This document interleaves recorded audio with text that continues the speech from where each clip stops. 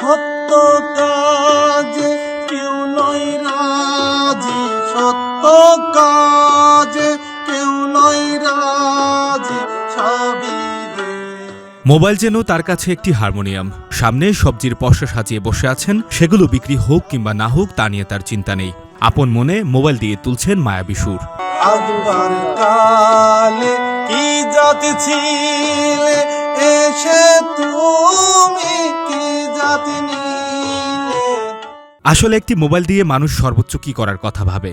Facebook scrolling, chatting কিংবা ইউটিউবে video দেখা। কিন্তু এই মানুষটি এর বাইরে গিয়ে গাইছেন বিভেদের দুনিয়ায় সবাইকে এক করার গান। সত্য কাজে কেউ নয় রাজি, সবই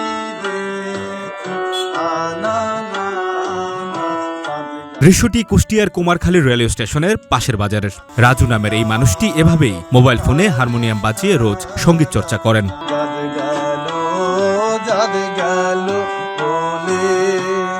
তবে তিনি শুধু গানই গান না, পাশাপাশি বিক্রি করেন সবজিও।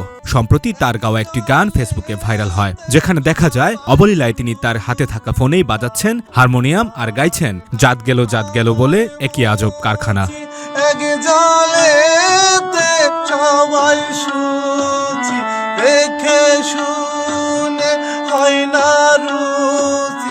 তার এই সাধারণ ঢঙ্গে গাওয়া গান আর সরল জীবন যেন সবাইকে বলে, আনন্দ পেতে যেতে হয় না বহুদূর, খুঁজতে হয় না বিশাল কিছু।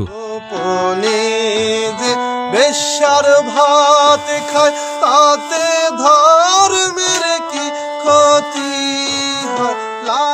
সুখ যে কোনো খুঁজে পাওয়ার বস্তু নয়, বরং নিজেই তা তৈরি করে নিতে হয়। হয়তো হাতের কাছে থাকা সামান্য কোনো জিনিসে অথবা সামান্য কোনো চাওয়ায় সে বার্তাই যেন দিলেন এই শিল্পী। গেল সঞ্জয় দত্ত, বৈশাখী সংবাদ।